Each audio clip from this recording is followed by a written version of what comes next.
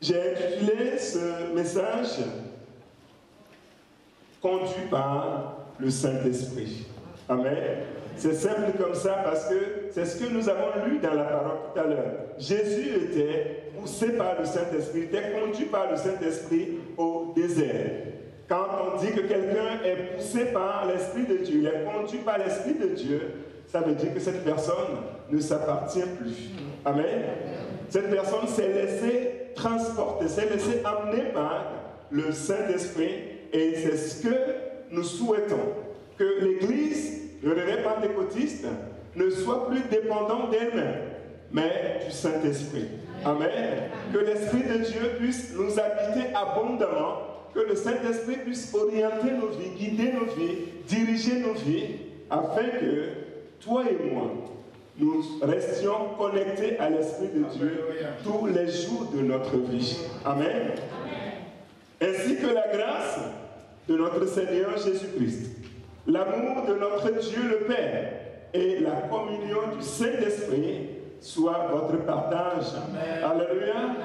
J'ai dit quoi? Que la grâce de notre Seigneur Jésus-Christ. Alléluia. Est-ce que nous savons ce que ça veut dire la grâce? Amen. Amen. Cette faveur imméritée que tu as reçue de la part de Dieu, cette faveur qui est couplée de l'amour de Dieu, qui a fait de toi, qui a fait de moi enfant de Dieu, que cette grâce te soit multipliée abondamment. Alléluia. Et qu'est-ce que ça veut dire d'autre, la grâce? Est-ce que quelqu'un sait me définir, à part cette faveur-là, cet amour que Dieu t'a manifesté, que Dieu m'a manifesté, est-ce que quelqu'un peut me définir, en d'autres termes, ce que c'est que la grâce? Oui, maman.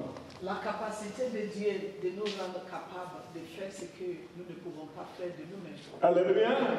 La grâce aussi, c'est une capacité. Alléluia. Amen. Donc c'est une capacité divine que Dieu t'accorde, afin que les choses que tu ne peux pas faire de toi-même, avec ta propre force, avec tes études, avec tes pensées, parce que la grâce est reposée sur toi, Alléluia, tu seras capable de le faire. Amen. Alléluia. Amen. Il est question de la dédicace de notre Seigneur Jésus. Et quand nous avons lu le passage, nous nous sommes rendus compte qu'il y avait un couple. Un couple composé de Marie et de Joseph. Ce couple avait résolu d'obéir à la parole de Dieu. Amen. Amen. Ce couple avait décidé d'accomplir la parole de Dieu. Au 8e jour, après la naissance de notre Seigneur Jésus, de leur fils, ils l'ont amené au temple. Alléluia. Pourquoi faire? Pour obéir à la parole de Dieu. Et si nous avons bien écouté la lecture, c'est pour accomplir ce qui est écrit dans les Écritures. Amen. Amen. Un couple rempli d'obéissance.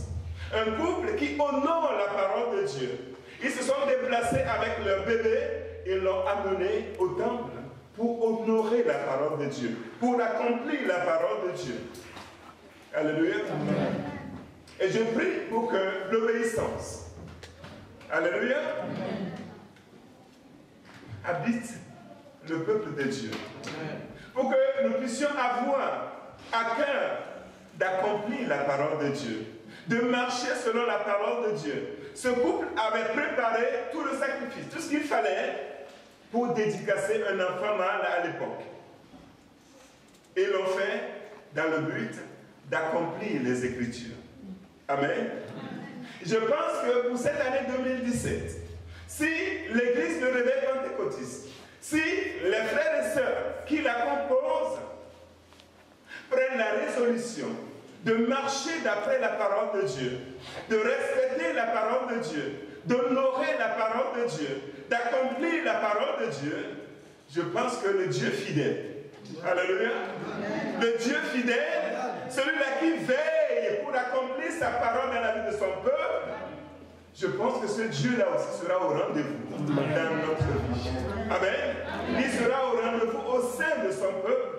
Marie et Joseph avait résolu d'accomplir la parole de Dieu, d'honorer la parole, d'obéir à la parole de Dieu en apportant Jésus au temple. Et ils ont préparé tout le sacrifice qu'ordonnait la loi de Moïse pour l'accomplir le jour-là. Amen. Je prie pour que l'Église du Seigneur Jésus soit remplie d'obéissance. Amen. Amen. Afin que nous puissions accomplir la parole de Dieu. Josué a déclaré devant le peuple d'Israël que si vous décidez clocher un coup à gauche, un coup à droite, vous n'êtes jamais résolu pour servir votre Dieu, mais moi je veux vous faire comprendre quelque chose, que moi et ma maison, nous servirons l'Éternel. Amen. Les parents qui sont parmi nous, je tiens à vous dire que nous avons un grand devoir. Celui d'amener nos enfants devant la présence de notre Dieu. Amen. Amen. Nous devons enseigner à nos enfants la parole de Dieu, leur enseigner comment prier, comment se relationner avec notre Dieu. Et nous devons être pour ces enfants des exemples. Amen. Amen. Parce que le premier pasteur que nos enfants ont en face d'eux, c'est papa, c'est maman. Amen. Il ne suffit pas d'aller transporter des maisons pour venir leur donner, d'aller dans les magasins, leur ramener de quoi se vêtir. C'est bien. Ça fait partie de notre devoir. Mais le devoir le plus important, c'est que nos enfants arrivent à avoir une relation avec le Dieu des cieux. Amen. Amen. Et cela, c'est un travail très très difficile. Mais si toi et moi nous sommes conduits par le Saint-Esprit, si toi et moi nous nous abandonnons entre les mains de l'Esprit de Dieu, ce ne sera plus toi, ni moi, mais l'Esprit de Dieu qui t'habite. L'Esprit de Dieu qui m'habite fera ce travail d'éducation à notre place. Alléluia. Amen. Nous avons besoin de nous plier nous-mêmes à la parole de Dieu et de nous engager à accomplir le devoir que nous avons en tant que parents chrétiens vis-à-vis de nos enfants. Et quand nous nous abandonnons à l'Esprit de Dieu, le Saint-Esprit nous rendra ce travail facile. Amen. Vous connaissez la société dans laquelle nous vivons. Ce n'est pas facile d'éduquer un enfant dans ce pays. Mais le meilleur enseignant que nous avons s'appelle le Saint-Esprit. Si nous gardons notre intimité avec lui, si nous gardons notre proximité avec cet enseignant, s'il habite ma vie, s'il habite ta vie, il enseignera par toi. Il éduquera par toi. Et tes enfants seront distingués parce que l'onction de Dieu qui est sur toi reposera également sur nos enfants. Et quand ils vont marcher dans les rues, quand ils seront demain dans les sociétés, quand ils seront sur leur lieu d'études, dans les centres de formation, on remarquera que cet enfant, cet étudiant, il est différent. Amen. Amen. Pourquoi est-il différent? Pourquoi est-elle différent? Parce qu'il y a quelqu'un qui l'habite. Alléluia. Amen. Et c'est cette personne que je veux te présenter. Amen. Alléluia. Amen. Moi et ma maison, nous servirons l'Éternel. Quand nous laissons de côté ce couple dont je viens de parler, dans le passage, il y avait un troisième personnage que la parole de Dieu appelle Siméon. Amen. Amen. Siméon nous a été présenté dans le passage comme un homme juste et pieux. Je ne sais pas si vous avez bien entendu la lecture. Siméon était un homme juste et pieux. Amen. Amen. Ça veut dire quoi? Ça veut dire que Siméon était un homme droit. Amen. Amen. Dans ses actions et dans ses relations avec Dieu, c'est quelqu'un qu'on peut dire qu'il était en règle avec Dieu. Il n'a pas de dette. Il est droit, il est en règle avec ce Dieu. Amen. Et quand nous lisons la parole de Dieu, nous nous rendrons compte que ce monsieur, il avait une certaine intimité avec son Dieu. Parce que quand Joseph et Marie avaient amené Jésus au temple, ce monsieur, la Bible nous dit qu'il a été averti par qui? Par le Saint-Esprit. Il avait été informé par le Saint-Esprit. Et une fois cette information donnée, la Bible nous dit qu'il a été poussé par le Saint-Esprit au temple au même moment. Pourquoi? Parce qu'entre lui et son Dieu, il y avait une confidence. À un moment donné de son adoration, Dieu lui avait dit quelque chose. Ce monsieur se mettait en peine pour l'œuvre de Dieu, pour la délivrance d'Israël. Il se disait, jusqu'à quand Dieu visitera son peuple? Et Dieu lui a dit, rassure-toi, je visiterai Israël. Amen. Amen. Mais je vais te dire plus. Je sais que tu es juste. Je sais que tu es droit. Tu es correct avec moi. Je pouvais, en ce moment même, te rappeler à moi. Mais je ne vais pas le faire. Je vais te garder en vie jusqu'à ta vieillesse. Jusqu'à ce que tes yeux voient le salut d'Israël. Jusqu'à ce que tes yeux voient le Messie Jésus. Alléluia. Alléluia. Amen. Donc, entre Simeon et Dieu, il y avait eu cette confidence de fait. Il était là, vieillard qu'il était, il attendait. Il était rassuré de quelque chose qui n'allait pas mourir tant que l'accomplissement de ses prières. Tant qu'il ne voit pas l'exaucement de sa prière, il sait que ses yeux ne se fermeront pas définitivement. Alléluia. Donc le vieillard, il servait Dieu avec l'espérance de voir s'accomplir ce que Dieu lui a dit. Je suis convaincu que avant que Simeon en arrive là, pendant sa jeunesse, il a consacré sa vie, il a consacré son temps à servir Dieu fidèlement. Amen. Amen. Il a connu une jeunesse juste, une jeunesse fidèle, et il était en train de vivre une vieillesse heureuse, une vieillesse bénie. Il était en train de récolter ce qu'il avait semé dans sa jeunesse. Alléluia. Amen. Il était conduit, dirigé par le Saint-Esprit, et il a été durant toute sa vie. Et Dieu lui a dit, je ne vais pas te cacher des choses. Je vais te prendre comme mon confident. Je visiterai Israël. J'enverrai mon fils. Parce que j'ai lu dans ton cœur que tu te mettais en peine pour le salut de ce peuple. Je sauverai Israël par la main de mon fils Jésus. Amen. Je te le garantis. Et la preuve que je le ferai, c'est que tu ne mourras pas. Tant que tes yeux n'aient vu ce Messie, tu ne mourras pas. Et le vieillard était chez lui quelque part.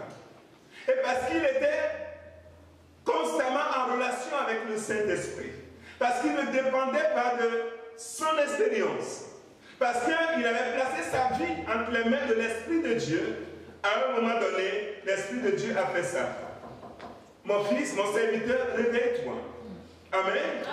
J'ai une information à te donner, c'est que aujourd'hui dans la vie de David, il se passe quelque chose au temple. Mon fils est amené au temple pour être présenté. Et son esprit s'est réveillé et le Saint-Esprit l'a conduit sur place. Et la Bible nous dit que Simeon a tendu les mains et Marie et Joseph ont déposé le petit enfant entre ses mains. Il a levé les yeux vers les cieux et la première phrase qui était sortie de sa bouche était celle-ci. Maintenant. Alléluia. Mes yeux ont vu ton salut. Je peux partir en paix. Alléluia. Je peux enfin mourir. Mais là aussi, j'ai quelque chose à dire. Vous voyez, la France a connu un président qui avait une peur bleue de la mort. C'est Mitterrand. Chaque fois que quelqu'un mourait, quelqu'un du pouvoir, proche du pouvoir mourait, il envoyait des gens s'enquérir. Comment cela s'est-il passé? Est-ce qu'il a dit quelque chose? Ces derniers instants étaient comment? Parce qu'il se savait malade. Donc il avait peur du jour au lendemain de disparaître parce que pour lui, la vie est très belle. Il avait tout ce qu'il voulait sous la main. C'est un président, un homme de pouvoir qui avait de l'autorité. Mais il se rend compte que du jour au lendemain, tout cela va s'arrêter. Donc il avait tellement peur que à chaque fois que quelqu'un proche du pouvoir mourait, il allait demander comment cela s'est passé. Vous voyez Siméon, très calme, tranquille, parce que c'est quelqu'un qui connaît Dieu. C'est quelqu'un qui a passé toute sa vie à marcher avec Dieu. Je dirais même qu'il a choisi le jour de sa mort. Dieu lui a dit, tu ne mourras pas. Parce qu'entre toi et moi, il y a un deal. Tu as prié pour le salut d'Israël, tu te mettais en peine pour la délivrance d'Israël. Je te le garantis, je le ferai. Mais tant que je ne l'ai pas fait, toi tu ne mourras pas. Alléluia. Et quand le Saint-Esprit l'a averti qu'il y avait une dédicace qui se faisait dans le temple, le Saint-Esprit l'y avait conduit. Amen. Et il est allé, il a pris le bébé et c'était à lui de le dédicacer. Et il disait à son Dieu, maintenant que mes yeux ont vu ton salut, je peux partir. Alléluia. Je peux partir en paix. Quelle fin de vie. Amen. Alléluia. Amen. Oh, je veux mourir de la mort des justes. Je veux que ma fin soit semblable à la leur. Alléluia. Amen. Quand on est conduit par le Saint-Esprit, quand l'enfant de Dieu s'est abandonné entre les mains de l'Esprit de Dieu, la mort devient un allié. Alléluia. Amen. La mort devient un compagnon de route. Et pratiquement, tu choisiras, tu le sauras, quand est-ce que tu devais partir. Alléluia. Amen. Une fin paisible. Et ça, c'est le couronnement de toute une vie de fidélité. C'est le couronnement de toute une vie de proximité avec Dieu. Dieu marchait avec Siméon. Bien-aimés, nous n'avons pas à avoir peur de la mort. Si le Saint-Esprit est dans notre bas, si l'Esprit de Dieu est avec nous, nous ne devons pas avoir peur de la mort. L'apôtre Paul dira, devant les anciens et les diacres de l'église d'Éphèse, voici lié par le Saint-Esprit, je vais à Jérusalem, sachant que là, des liens, des chaînes, la prison m'y attendent. Mais lié par le Saint-Esprit, je vais à Jérusalem. Alléluia. Amen. L'apôtre Paul était rempli du Saint-Esprit. Dieu lui avait révélé d'aller à Jérusalem. Et tout en lui disant clairement, quand tu vas aller à Jérusalem, voici ce qui t'attend. Tu seras arrêté, tu seras enchaîné et tu seras jeté en prison. Mais puisque c'était la volonté de Dieu pour lui, il a dit, je vais à Jérusalem. Je sais que ma vie ne sera pas facile là-bas, mais j'y vais parce que poussé par le Saint-Esprit, parce qu'il était conduit par l'Esprit de Dieu, il n'avait pas le choix. Alléluia. Est-ce que le peuple de Dieu veut céder son cœur, sa volonté au Saint-Esprit aujourd'hui? Est-ce que tu peux te laisser conduire par le Saint-Esprit? Ou tu tiens à ton programme, à ton plan de vie, à tes projets, et le Saint-Esprit, il est où dans tes programmes? S'il te dit non, c'est bon, change de voie, je te veux dans mon ministère, qu'est-ce que tu vas lui dire? Non, j'ai mes projets. Je ne pense pas que ce soit la bonne réponse. Mais nous devons dire au Seigneur, me voici, fais de moi ce que tu voudras. Alléluia. Que seulement ta volonté s'accomplisse dans ma vie. J'ai connu dans ma petite vie chrétienne beaucoup de serviteurs de Dieu et de servante de l'Éternel qui avaient tout abandonné parce que le Saint-Esprit l'avait voulu ainsi.